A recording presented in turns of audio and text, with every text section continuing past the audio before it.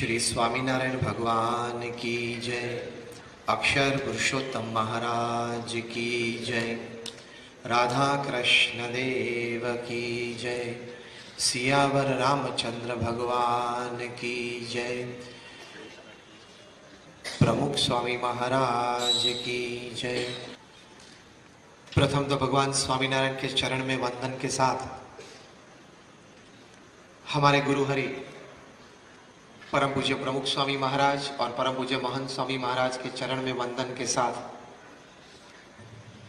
आप सभी को जय जिनेन्द्र, नमस्कार, गुड इवनिंग और जय स्वामीनारायण। आज का यह प्रसंग और यह समारोह जैन इंटरनेशनल ट्रेड ऑर्गेनाइजेशन के व्यवस्था और आयोजन से हमें प्राप्त हुआ है।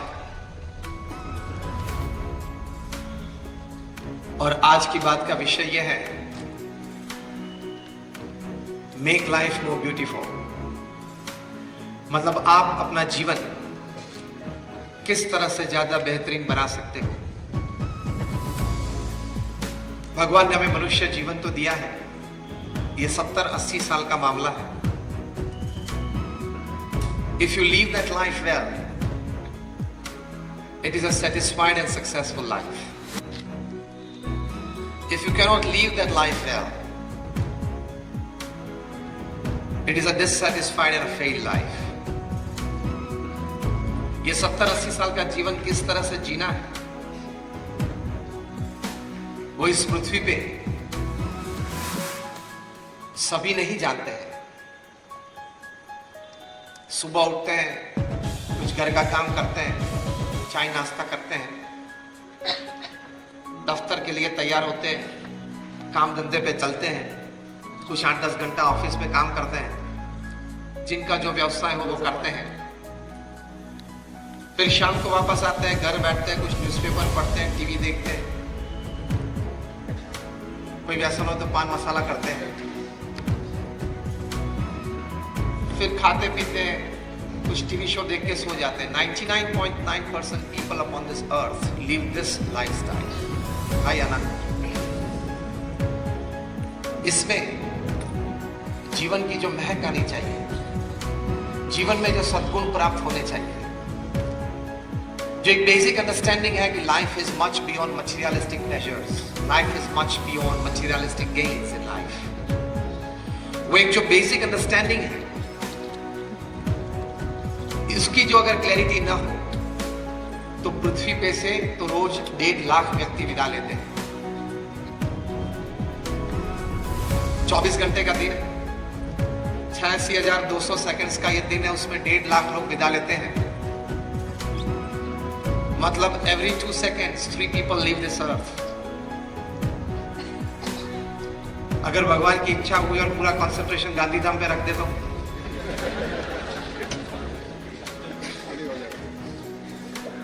क्योंकि वो तो हमारे बस की बात तो है नहीं, वो घटना तो हमारे काबू में तो है नहीं। कहने की बात यह है कि कल पैदा हुए थे, आज जीवन हो गए, कोई वृद्ध हो गए, कल चले जाएंगे। किस प्रकार के विचार से हम जीवन जिए, किस प्रकार की भावनाओं से हम कार्य करें, किस प्रकार की सोच हम जीवन में रखें ताकि हमारा वर्तन पवित्र हो। तो इस प्रकार का एक जीवन जब हम जिएंगे तभी हमको जीवन में संतोष और आनंद रहेगा। If at the end of your life you cannot put your hand on your chest and tell yourself, yes I lived, it is not a life well lived. तो पहली बात सबसे बड़ी for very beautiful life upon this अर्थ कि हमारे विचार स्पष्ट होने चाहिए, विचार हमारे ऊंचे होने चाहिए, विचार हमारे पवित्र होने चाहिए। ऊंचे विचार, स्पष्ट विचार और पवित्र विचार से व्यक्ति सुखी हो सकती है। Your life becomes more beautiful, क्योंकि man at the end of the day is a bundle of his own thoughts. जो विचार हम पूरा दिन करते हैं शाम को हो जाते हैं, जो विचार हम पूरी जिंदगी करते हैं जिंदगी के अंत में हो जाते हैं। तो विचार की एक परिपक्वता चाहिए, क्योंकि your thoughts decide your actions, your actions decide your destiny and your destiny decides your life. ये एक सिद्धांत है। तो विचार की स्पष्टता, विचार की ऊंचाई और विचार की पवित्रता चाहिए। जापान में एक फिश पैदा होती है जिसका नाम है कोई, जापानीज कोई बोलते हैं, KOI। इसकी एक बड़ी अजीब सी विशेषता है। जब वो पैदा होती है तब उसकी साइज 1 या 1.5 इंच होती है। अगर वे पैदा होने के बाद उसको घर में जो हम बाथरूम में टब यूज करते हैं पानी भरने के लिए या स्नान करने के लिए, उस टब में अगर उसको रखें तो जिंदगी में वे सिर्फ 2 या 3 इंच बड़ी होती है। अगर वही कोई मछली को पैदा होने के बाद तुरंत ही कोई बड़ी वाटर टैंक में रखी जाए, 10 बाय 10 या 10 बाय 20 की साइज हो, उसमें अगर रखी जाए तो वो मछली अपनी जिंदगी में 8 से 10 इंच बड़ी होती है।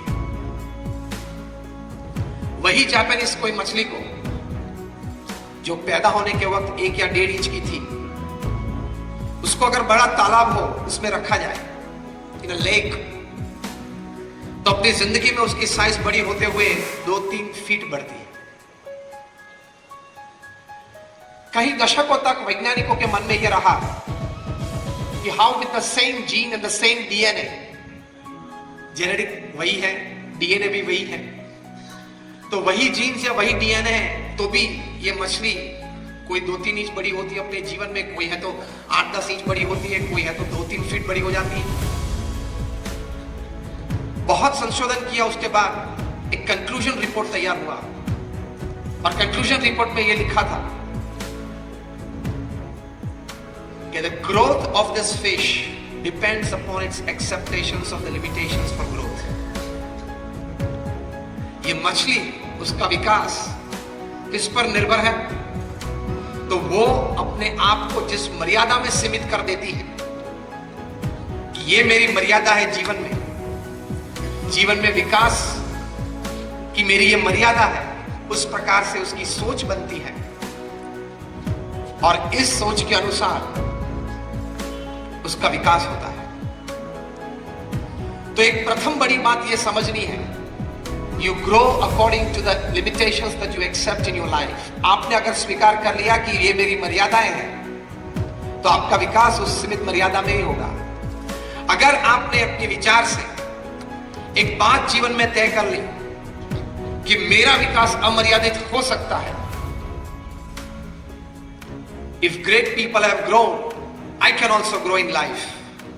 जो भी महापुरुष इस पृथ्वी में हैं, अपने व्यक्तिगत क्षेत्र में उन्होंने बहुत, अगर हम कह सके तो पूर्ण विकास किया है, तो मैं भी कर सकता हूं। I can also do. God is not partial. तो प्रथम यह विचार स्पष्ट करना है कि मैं जितना चाहूं उतना मेरा विकास हो सकता है। यह विचार अगर स्पष्ट हो जाए तो जेनेटिक साइंसेस की जो रिसर्च हुई है वे बताते हैं कि भगवान ने तो हमारे शरीर में, हमारी बुद्धि में, हमारे आत्मा में कई प्रकार की ऐसी शक्तियां रखी हैं, कई प्रकार की ऐसी ऊर्जाएं रहे, जिस शक्ति और जिस ऊर्जा से हम अपना अमर्यादित विकास कर सकते हैं। तो प्रथम ये बात हम स्वीकार लें कि if you accept that I have no limitations for growth, you can go for unlimited growth in your life. ये एक विचार मन में स्पष्ट होना चाहिए।